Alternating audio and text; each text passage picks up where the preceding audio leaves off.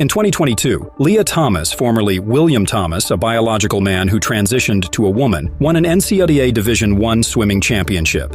Thomas's success in women's swimming events sparked intense debate about fairness and inclusion in sports. His dominance in competitions, including finishing over 30 seconds ahead of his nearest competitor in one race, faced strong criticism from various quarters.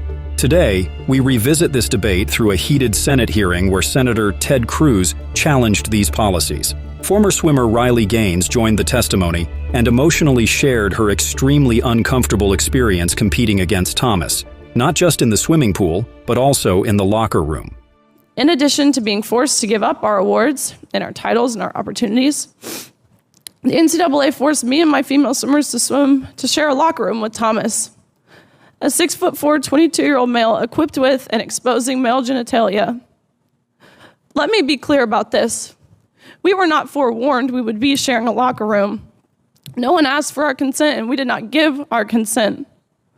And I'll set the scene. A swimming locker room is not a place of modesty. You're undressing, you're fully exposed, and we were forced to take off our swimsuit in front of a man who was doing the exact same thing. If nothing else, I truly hope how you can see this as a violation of our right to privacy and how some of us have felt uncomfortable, embarrassed, and even traumatized by this experience. I know that I don't speak for every single person who competed against Leah Thomas, but I know I speak for many because I saw the tears. Paula Scanlon, former teammate of Leah Thomas, has the same painful experience as Gaines with the transgender swimmer. One might ask, why do I speak so passionately about issues that seem hypothetical, or some may perceive as only impacting a small number of women? This is not hypothetical. This is real. I know women who have lost roster spots and spots on the podium.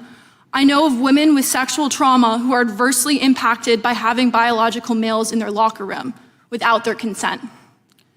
I know this because I am one of these women. I was sexually assaulted on June 3rd of 2016. I was only 16 years old.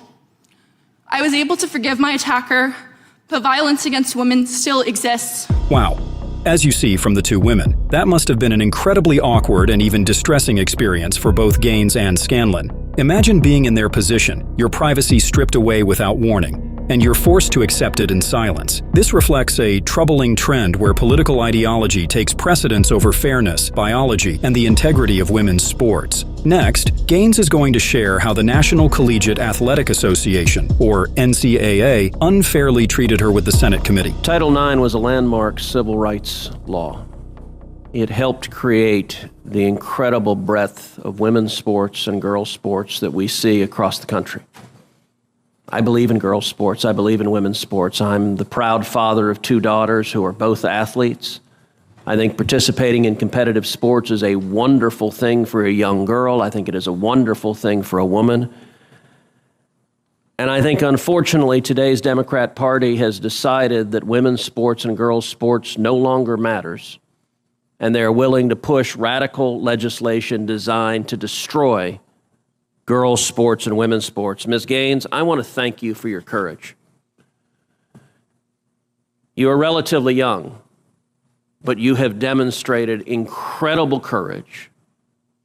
And because you have dared to speak up, you have been demonized, you have been vilified. I saw when you were attacked by a leftist mob at San Francisco State University for daring to speak up.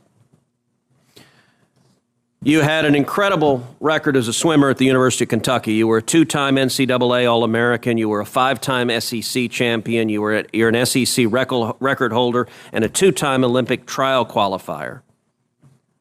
But yet on March 27th, 2022, something changed. What happened on March 17th, 2022?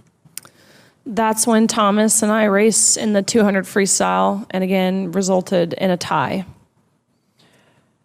And so you tied. What was the consequence of tying? We went behind the awards podium where typically you're handed your trophy, you're marched out, you're named an All-American. And so we go back there and the official looks at both Thomas and myself and says, "Great job, but you guys tied. And we only have one trophy, therefore we're giving this trophy to Leah." And I question this and I say, why?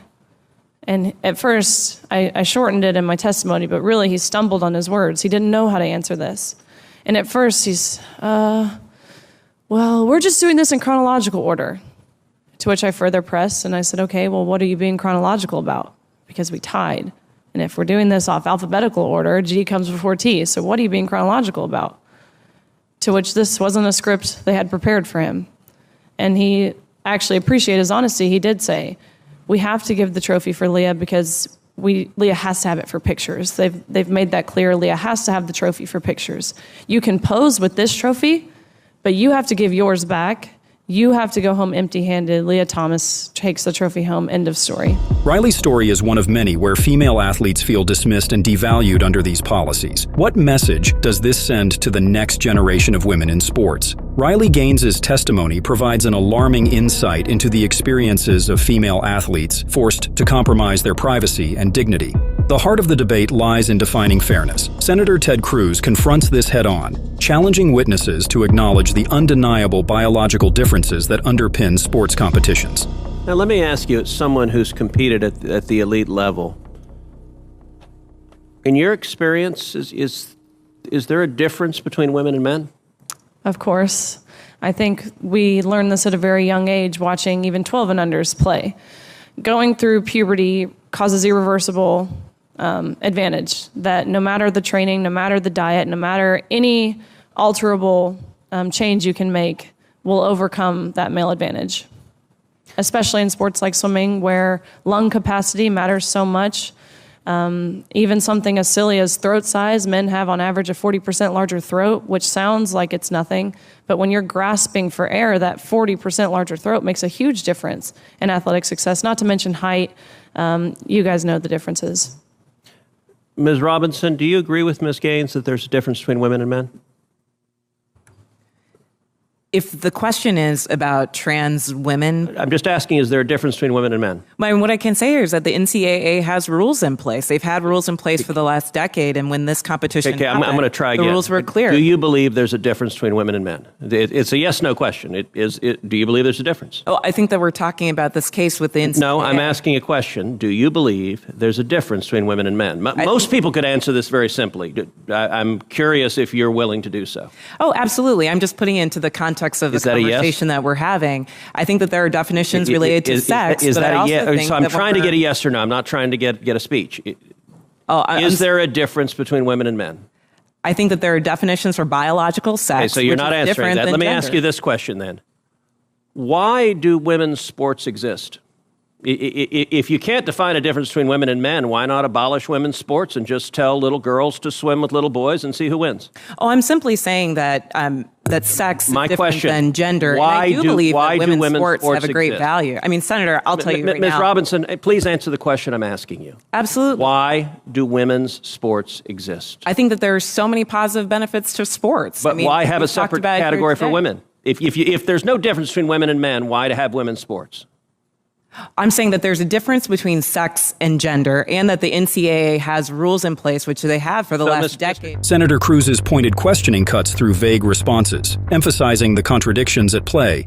But this isn't just about opinions. It's about hard evidence that speaks to undeniable biological realities. Thomas, having undergone male puberty, has unfair biological advantages over cisgender female competitors. These advantages include greater muscle mass and strength, larger lung capacity, and different bone structure. The debate is not just anecdotal, it's supported by concrete data. Senator Cruz presents compelling evidence that underscores the biological advantages male athletes hold. Beyond personal testimonies, the evidence speaks for itself. Chairman, I would like to enter into the record an article from Duke Law called Comparing Athletic Performances for the Best Elite Women to Boys and Men. And it goes through examining in 2017 the top records for women in the world in various track and field events. So, for example, in the 100 meter, the top record for women in the world was 10.71 seconds. Now, that record for the number one woman in the world in 2017 was, in the year 2017, broken by 124 boys under 18. In that same year, the record for the number one competing woman in the 100-meter dash in the world was broken by a total of 2,474 men. If the radical Democrat agenda to destroy girls' sports and women's sports succeeds, little girls will not have a chance to compete. So I ask unanimous consent that this article be entered into the record. This data isn't just a statistic, it's a wake-up call. For every young girl dreaming of a championship, the playing field may no longer be level. How do we move forward without compromising fairness or inclusivity? Riley Gaines, Paula Scanlon, and Senator Cruz aren't alone in their concerns. Across the nation, parents, athletes, and coaches are asking, how can we protect the integrity of women's sports? In response to the controversy, several governing bodies implemented new policies. World Aquatics introduced rules in 2022 prohibiting transgender women who have undergone male puberty from competing in women's races. The organization also established an open category for transgender athletes. Thomas challenged these rules, arguing they were discriminatory. However, in June 2024, the Court of Arbitration for Sport dismissed the case, ruling that Thomas lacked the standing to challenge the policy. When political ideology overrides biological facts, fairness takes a back seat. Leah Thomas's case highlights how these policies prioritize inclusivity at the expense of competitive fairness, ignoring the rights of female athletes. Women aren't just losing medals, they're losing faith in the system. If this keeps up, the whole point of women's sports could disappear. It's time to bring fairness back to the forefront and push back against these harmful policies. And this isn't just about opinions, it's about action. Riley Gaines is a prime example of someone standing up for what's right. She's become a leading advocate for preserving the integrity of women's sports. Her voice and others like hers are crucial in this fight. If you found this video informative, please like and subscribe for more content that challenges prevailing narratives. Thanks for watching and see you in the next video.